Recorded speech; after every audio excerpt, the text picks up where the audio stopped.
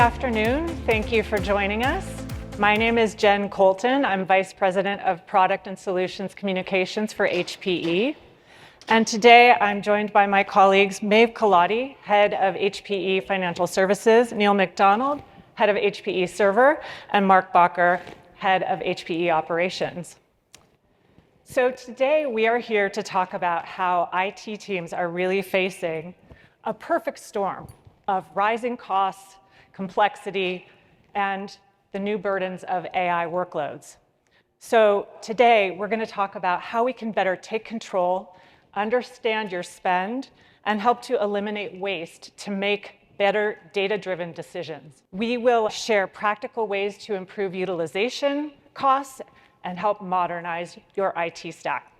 So let's get started. This is going to be an interactive session. I'm going to ask you to actually keep your phones handy. And we are going to start off with a quick poll. So I would like you to scan the QR code here. And question number one is, do you have currently an active project that is being disrupted by costs and shortages?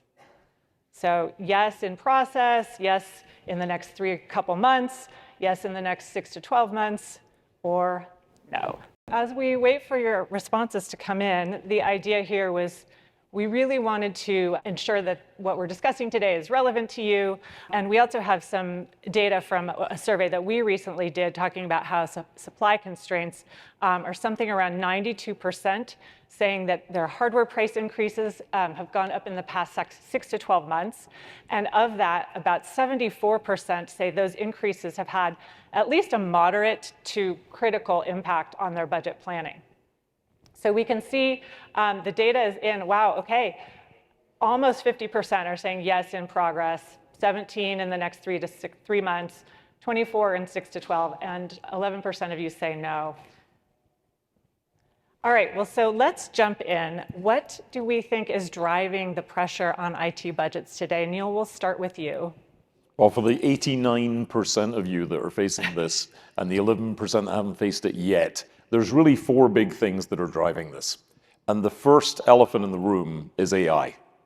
AI as a build-out and a new set of requirements for infrastructure that you've heard so much about here this week, but also the massive build-outs of AI data centers, which have all created incremental demand that the worldwide supply chains, particularly for memory and for SSDs, just weren't sized to be able to deliver. And so that has created enormous inflationary pressures on the costs of memory and storage that are playing through for customers all over the world. The second thing that's happening is the server themselves. When you think about the configurations, servers are getting richer in their configuration over time. Higher core counts, higher memory, more content. So when you combine that with the commodity cost increases, the cost of an individual server is rising really quickly and inexorably as we move forward. The third thing that's been going on that many of you I know have been living with is rampant price increases on virtualization. And we've seen many customers face a tripling or more of their virtualization costs, which also has got to be absorbed inside the budget. And then beyond all of that, IT complexity from digital transformation and now from AI experimentation just continues to bring more and more complexity into the environment. And when you put those 4 things together, all of them are driving growth that is much, much higher than the growth that's typically being seen in an IT budget. And that creates a ton of pressure for everybody trying to deploy IT. Crazy, yeah. So it's more than cost though, right? It's availability. What other factors are we looking at here, Maeve? Yeah, I think there's a lot more. There's something very different happening this cycle round, because we've gone through supply chain constraints as recently as COVID. And I think that there's a situation that's occurring that's just really different. And it's that companies are feeling that if they don't adopt and transform, they're going to not have the competitive advantage against their competitors in enough time, right? So there's this time compression of change that's happening too, and customers are being forced to adopt AI as quickly as possible, even though the return may not be known. And in fact, we saw this earlier this year. At HPE, we did some research internally. It was like January and February, right? So peak time when we knew and understood what was happening in the memory market. And we sought to understand what mattered to our customers. And they were making decisions around their infrastructure they said, okay, we're just going to extend current infrastructure. We're going to delay refreshes.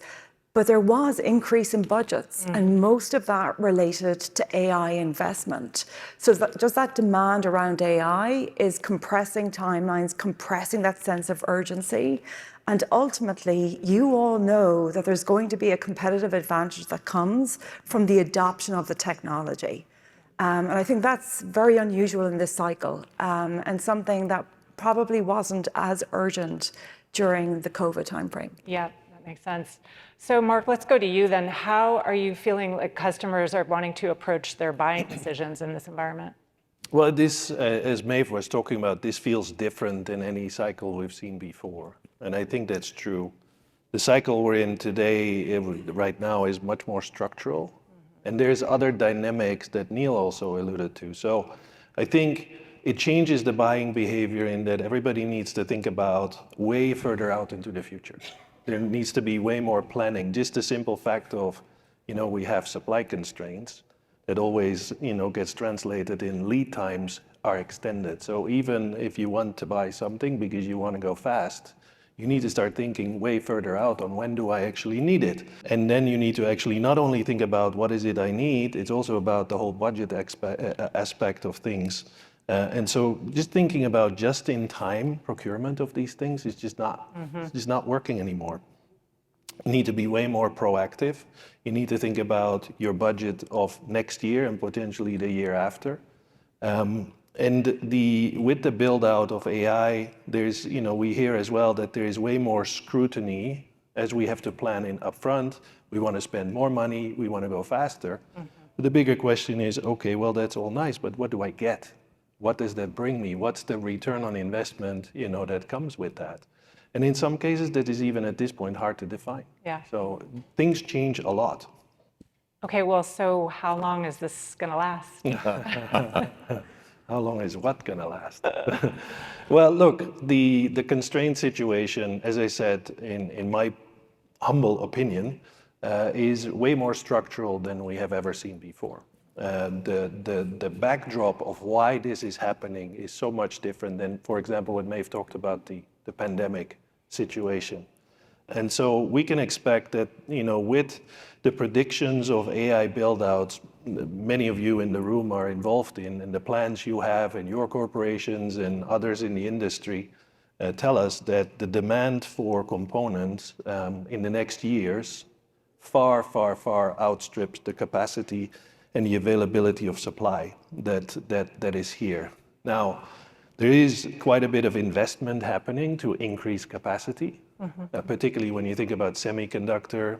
Memory is, often referred to build out, the fabs that produce those chips, et cetera, takes 18 months to 2 years, and they haven't started until earlier this year. So this will be with us for sure this year, 2026. 2027 will be very, very constrained, and only by the end of 27 we may see some relief in terms of availability of supply.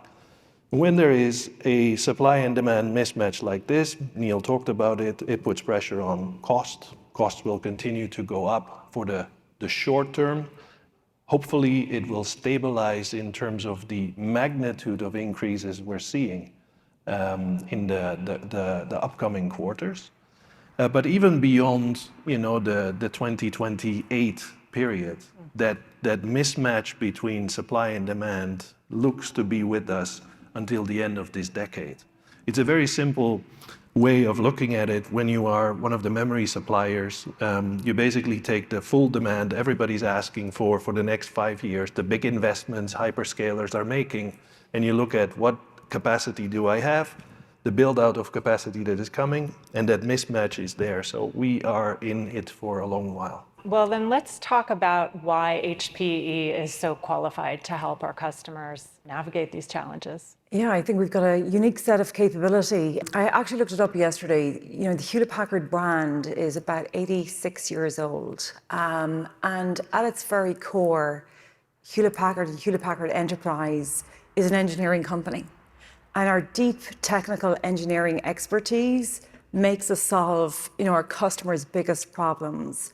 And we're uniquely positioned with AI. I'm actually sitting beside one of the first engineering AI graduates from the University of Edinburgh. Will we say just 10 years ago? A little longer ago.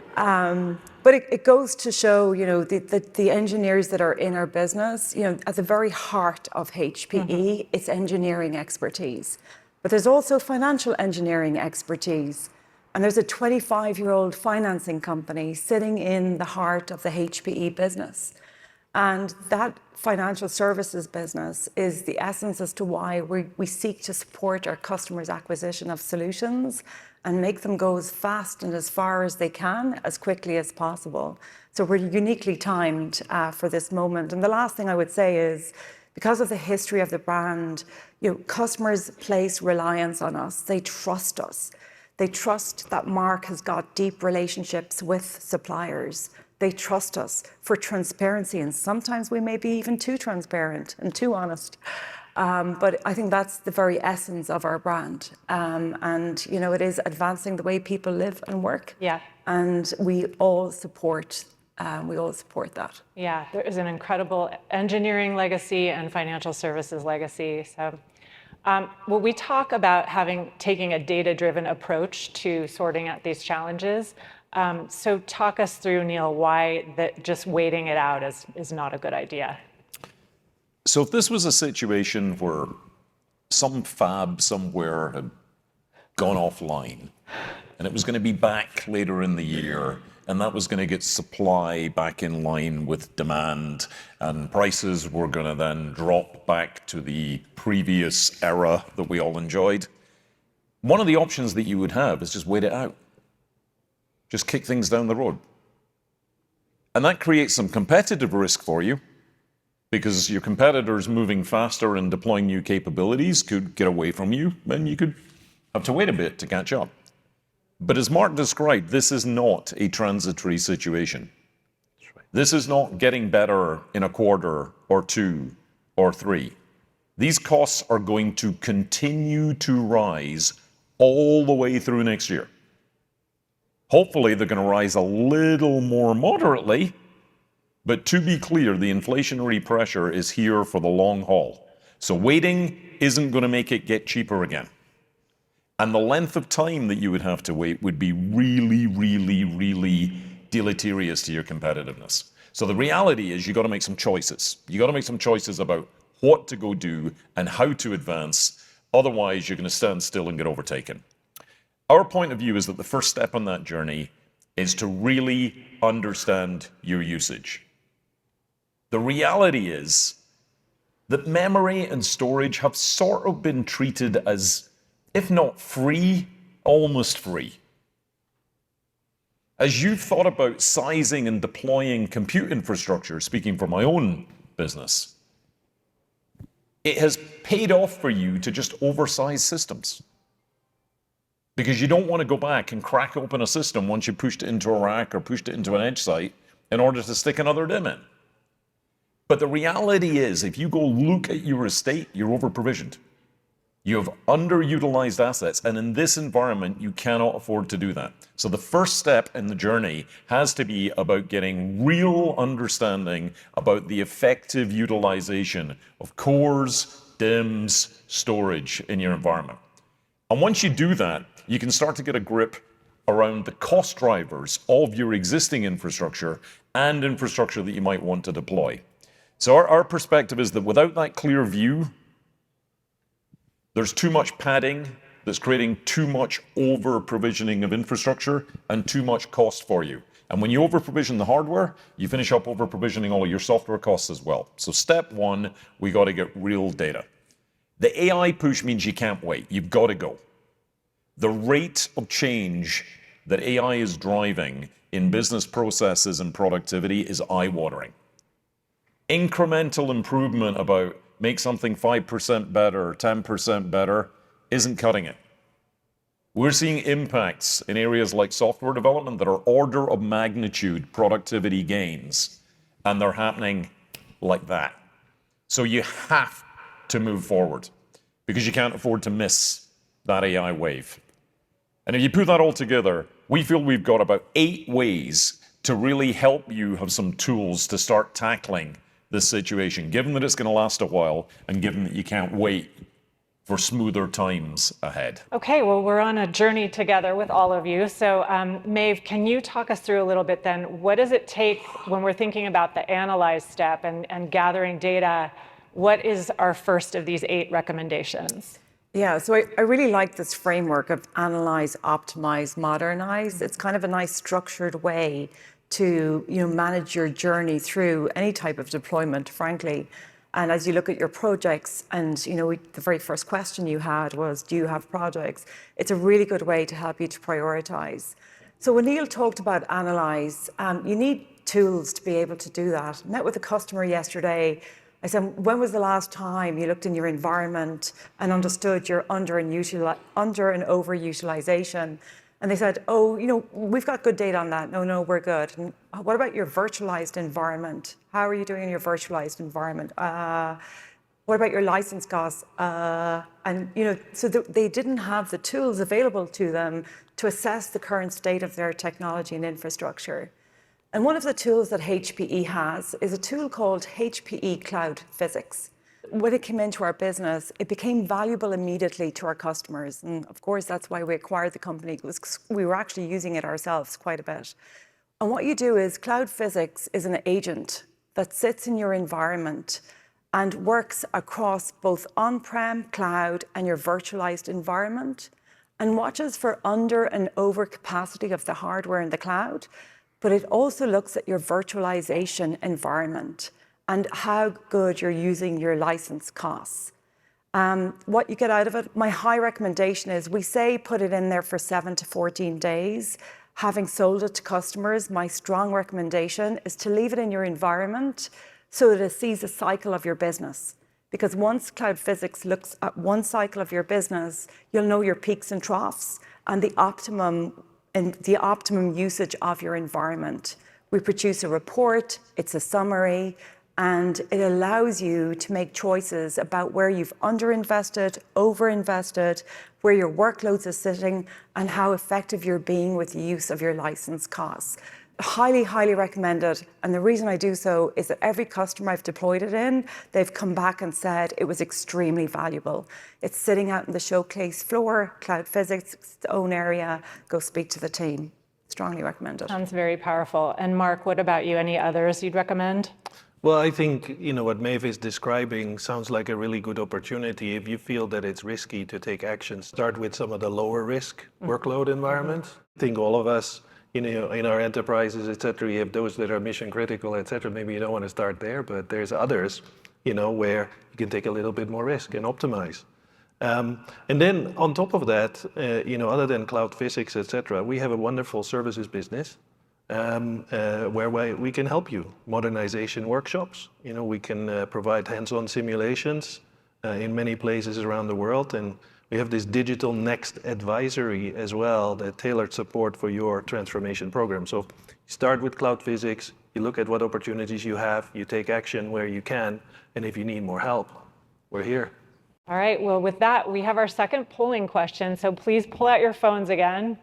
We'd love to hear your insights here. So how confident are you in your organization's actual utilization metrics? Very confident, somewhat confident, not as confident as I'd like to be. Or maybe you don't have any idea at all. We have some well-known industry stats that if you think about compute utilization, the CPU utilization is usually somewhere between 20 and 40% amount of capacity is underutilized. And then on the flip side of that, I think storage is somewhere around 25 to 60% overutilized. So we're really seeing some big deltas here in how we should be maximizing our resources. And then, well, this is good. At least half of you think you're somewhat confident in your actual utilization. But I bet you with cloud physics and some of our other resources, you would radically increase that. So once we have the data, what is the top way customers can free up budget to better invest and reinvest where it's needed? I think I would start with, I mentioned the virtualization environment. The last 48 hours, it continues to be top of mind for all of you, how much you're paying for your virtualization environment. And what we've seen is, customers have committed to a 3-5 year type of cost, but they need to start building out what the future is going to look like and what a future platform may look like.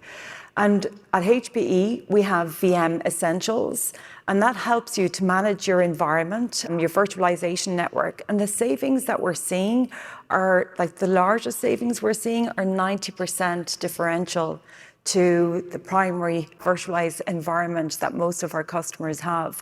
So when our customers are talking about their future platforms, it's really to understand where does the workload sit and on what platform it should sit. And understanding that and looking how VM Essentials can work within your environment, both on-prem and in the public cloud, I highly recommend, again, seeing the VM Essentials team and getting a further understanding of that. Yeah. Okay, Neil, let's shift to the server side. Okay, where can customers really be right-sizing their memory? So when you think about your server environment and you think about this cost context that we're in, the temptation is to say, we'll just postpone all the upgrades. And there's certainly going to be some parts of your estate that it's going to make a ton of sense to extend, push out, run for longer. But you can gain great efficiency benefits with some of the consolidation that you can do, replacing older systems with newer systems, especially in how you can arbitrage your software costs beyond just the virtualization replacement using VM Essentials, but your costs in general by consolidating nodes onto a smaller number of more modern systems.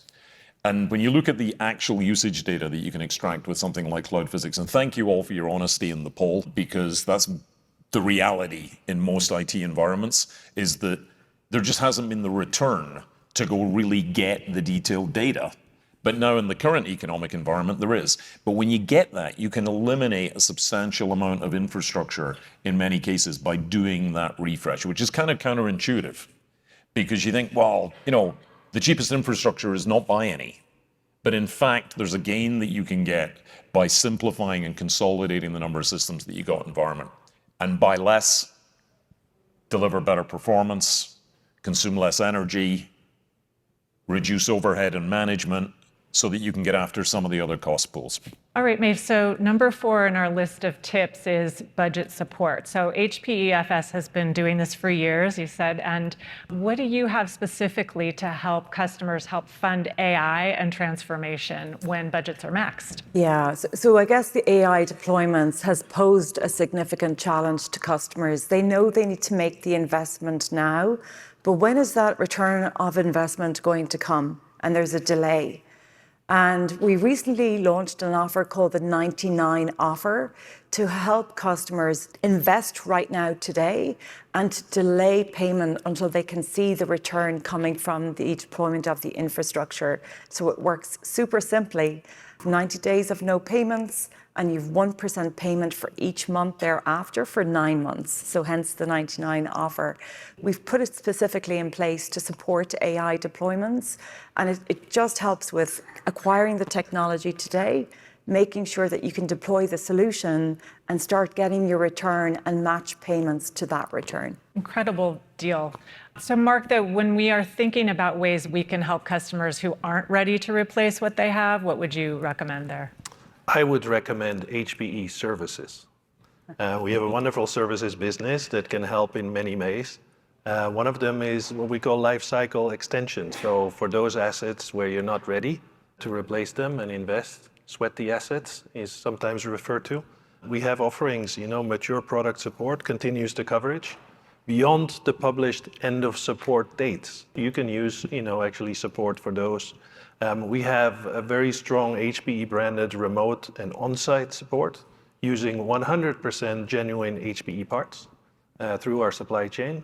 And then, there is a menu of service credits, that can use. So not only reactive support, fixing, break fix, in your current asset base, but also more proactive around firmware upgrades, health checks, data migration things, et cetera, that can help you to sweat the assets you have. And then focus on the budget you have available, focus on the more strategic investments you can make. Okay, and bonus, what role does the certified pre-owned equipment play in this environment? It's the secret sauce of HPEFS. So we've got financing solutions within HPE, but we also have IT lifecycle services. And that's made up of a couple of components, one of which is HPE certified pre-owned. This business is on fire right now simply because our customers can't get access to enough of the new technology. So at HPFS, we take back our customers' technology at end of lease, and we bring it in through our 2 technology renewal centers.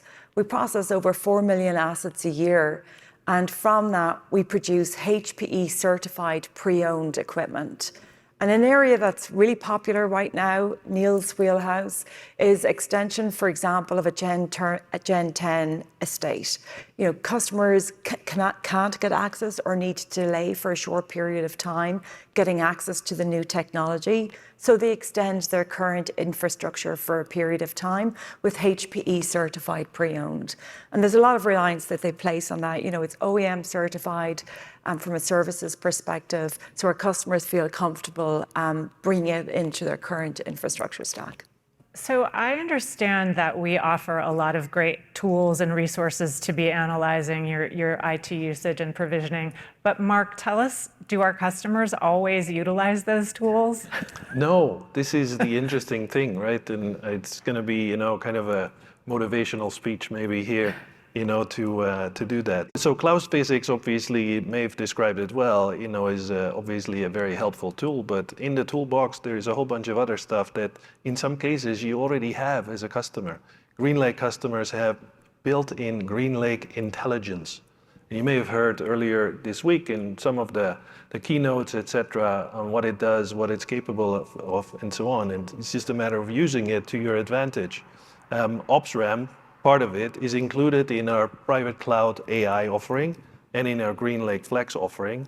OpsRam comes with observability every day of the week, every hour of the day. And it can tell you a lot of things, about your estate and how to then from there optimize it using some of the other things we're talking about. If you are not PCAI or GreenLake, et cetera, our wonderful server business comes with a tool called Compute Ops Manager, which basically comes with the server. It's there. Now, the problem is that many customers do not necessarily activate these licenses. Mm-hmm. You have them, you bought them, activate them, and use them to your advantage in everything that we talked about in optimizing your current estate. And that will allow you to save money, save time, and invest in other things.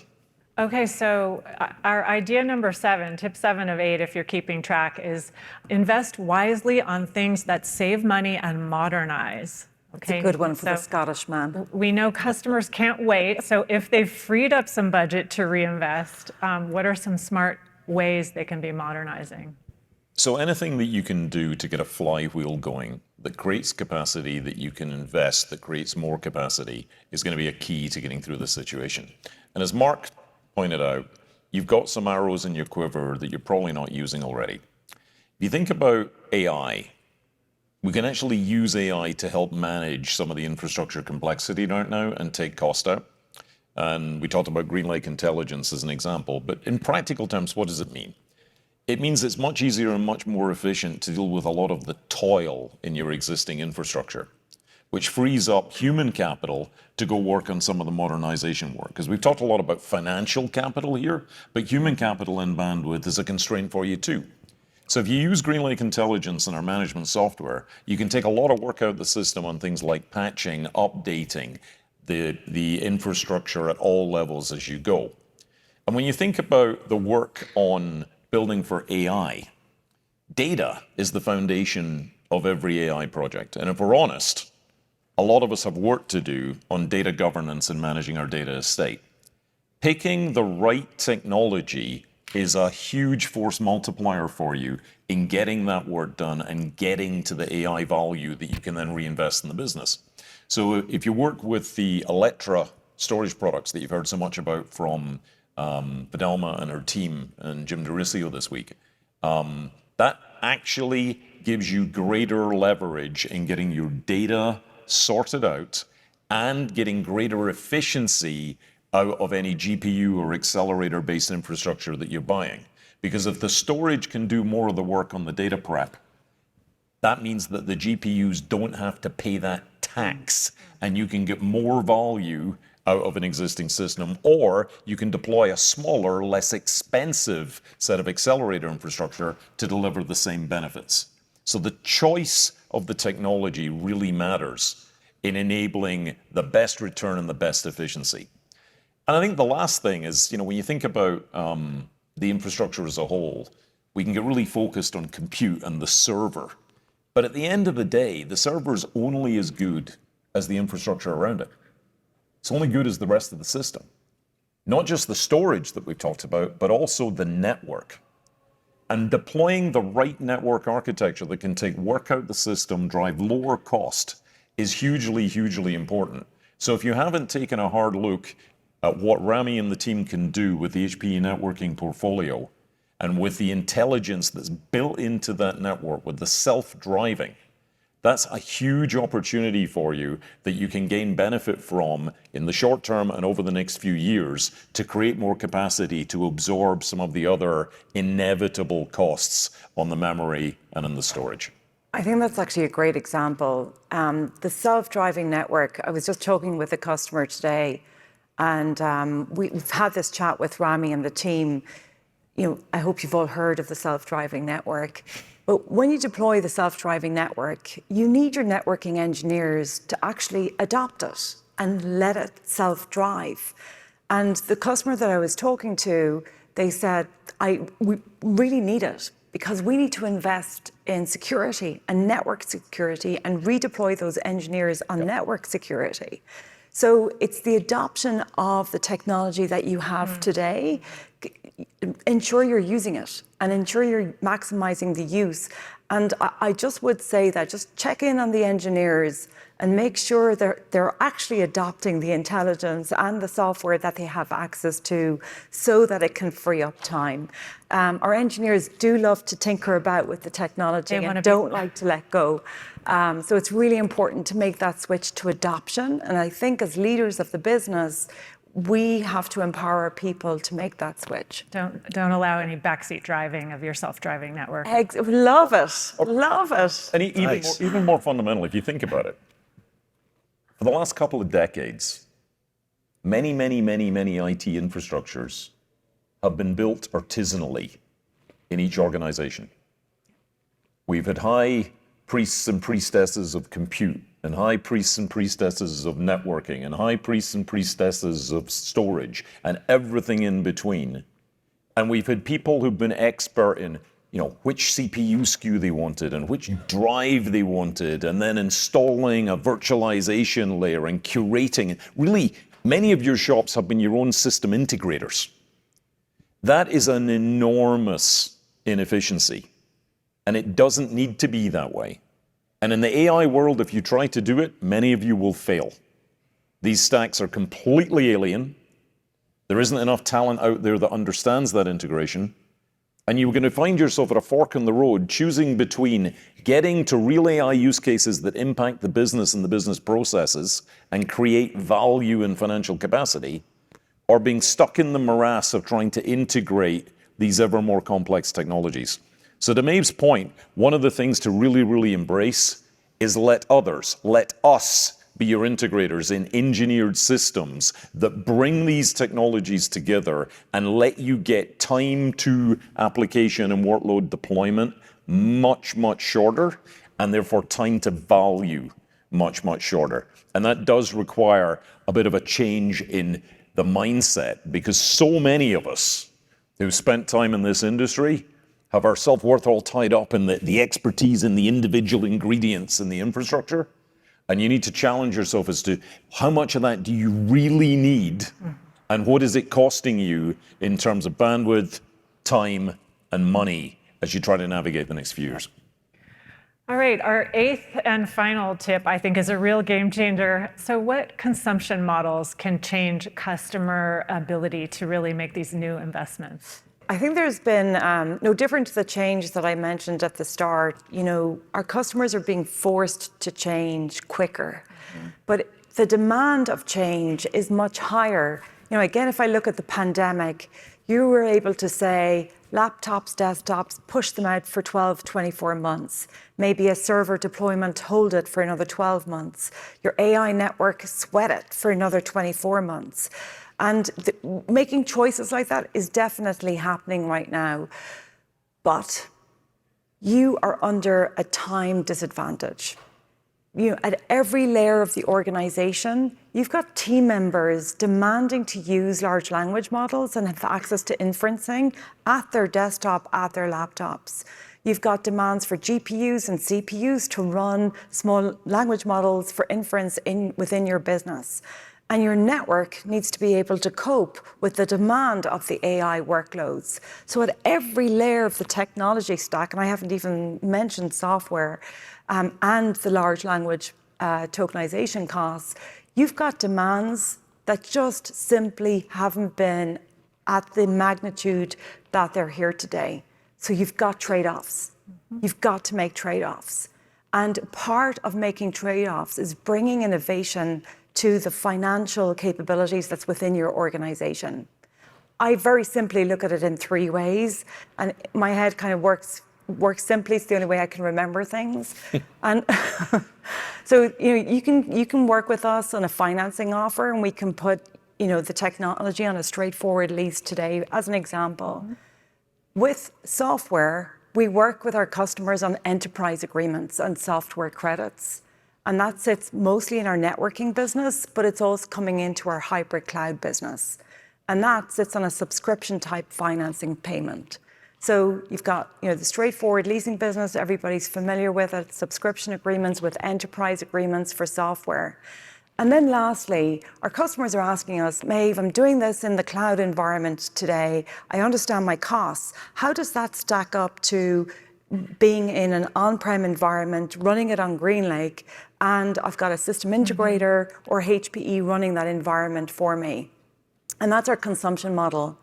And within, GreenLake is no longer, maybe a couple of years ago, people would have referenced GreenLake with a financial engineering. You want access to GreenLake and the intelligence platform that Mark referred to. That is the value. That's what's going to free up long-term costs in your environment. And you want access to that GreenLake environment. And below it, you can run it as a consumption model. So you pay as you go. Fantastic in a growth environment. Like really, really good. If you know you're going to grow, you're not quite sure when you're going to need the capacity, GreenLake Flex is your answer. It's really, really useful. And one big thing that our customers love about it, you get a GreenLake Flex contract agreed in your business, you're just dealing with change orders. You're not going back into your legal department or your procurement department to get a new agreement approved. And you can just incrementally increase your capacity with simple change orders. So really liked by our customers, very nice to have it within your public and on-prem cloud environment. That does seem very simple. And I have to tell you, I was worried when they asked me to moderate a panel that involved both economics and physics. So we're doing fine. Thank you for that. So from a procurement standpoint, though, how is this changing the buying relationship and service agreements? Yeah. So we started at the beginning talking about procurement behaviors and buying behaviors. And if you play back some of the things that Maeve also was talking about, and figuring out how to optimize all of this, it actually forces you to move from this transactional approach on purchasing to much more of a strategic approach in your buying behavior, and including the consumption models, etc. The other thing I think Neil was talking about is think about buying way more pre-validated, optimized solutions as opposed to one-offs. It makes it easier ultimately to manage, and they are pre-validated. It's stuff that we know that is going to work. It takes away a lot of the complexity on, and the burden on your organization. And then obviously wrap around, some of the services stuff, that we talked about earlier. I think that, is kind of the way this needs to change in the mindset of people and how to buy all of these solutions. Great. And I think there's a couple of things to add there, which is that it's going to be more expensive later. Just with the supply dynamics and how long it's going to take for supply to get back into line with demand, it's going to be more expensive later, so sooner is better. The second thing is that if you get reactive in needing to access product, supply is going to be constrained, and so the lead times that you're going to see will often be quite extended for the whole industry. So your ability to do just in time isn't going to work. So those two things both strongly advocate for an approach where you're looking ahead at the capacity that you want. The sooner you're buying it, the more cost certainty you will have in dealing with planning for budgets. And the less likely you're going to find yourself in an environment where you're having to wait longer than your business customers want to get capacity deployed. So I think planful, thinking a year ahead, thinking about how much you're going to need, what you're going to need, and aligning it to the available supply, working with your HPE partners and sellers is a shift that will serve you well as you work through the next 12 months or so. Great. Okay, well, I'm not going to review all 8 of our tips, but a couple of key takeaways that I'm hearing sort of on repeat is it really important to start with the facts. Use cloud physics to make sure you're getting a clear, data-driven view of your environment. Unlock budget now, right? Don't wait. Take advantage of things like 99 and AI offers. Turn on your built-in intelligence, activate your built-in intelligence. It's there, GreenLake Intelligence, OpsRamp, Calm, and then really think about aligning those costs to your consumption and shift to a model that scales with demand, right? And you can keep your spending aligned to your actual usage. So, okay, this is our final poll, and we're coming down to the wire here, so please, one more time with your phones. Which of these 8 do you think will help you the most in your current environment? Any bets from my peers here? I would say number 2. I would go for number 2. Okay. Ooh. Hey. Hold on. Oh, I hey. think we might be driving this one a little bit. Excellent. All right. You might have influenced the outcome there. Yeah, I think so. yeah. It must be. Yeah. All right, VM license optimization for the win. So all information on the showcase floor, like really pass by the cloud physics team, the VM essentials team. They're ready and willing to serve. Absolutely. Okay, we'll close with a quick lightning round. So what would be the one point that you want to leave this audience with before we wrap? Let's start with you, Neil. Don't wait. You cannot wait this out. You're going to get left behind. Engage us, help you find financial capacity that you don't think you have so that you can make progress. Yeah, he took my go. Okay. We are here to solve your greatest problems. We've got the technical expertise, the financial expertise to do it. Let us help you. Mark? Yeah, I would recommend rethink the way you have your support model internally and use the intelligence layer that is available to you with all the tools we talked about. Great. All right. Well, look, every journey is different, but each has a beginning. So let us help you find your starting point and build the path together. And as Maeve said, there are some great demos out on the floor for you to bring this to life. And there's still another session, I think, today, even on VME. And lastly, we have a cheat sheet we want to provide to you with an ebook so you can scan that same QR code for some additional insights there. So thank you again so much for joining us, and thank you to my panelists. Thank you.